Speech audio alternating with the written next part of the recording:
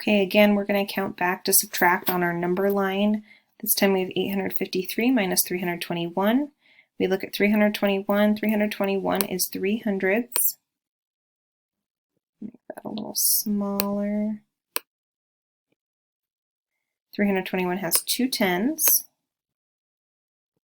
and it has 1 1. So we're counting backwards, remember, so we're starting on this end of our number line because we're subtracting and going backwards. We're starting with 853 because that's the first number in our equation. And 321 has 3 hundredths, so we have them here, 1, 2, 3. It has 2 tens, 1, 2, and it has 1, 1. So they have that laid out, so now we're just going to subtract. So we have 853 minus 100 is 753. 753 minus 100 is 653.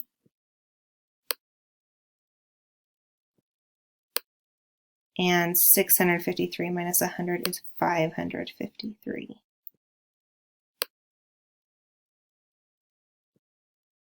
Now we're going to take away our tens. Starting with 553, we take away 10, and that is 543.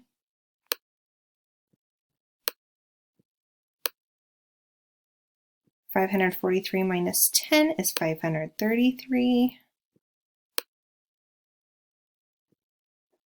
And last, we need to take away our ones. We just have 1, so 533 minus 1 is 532.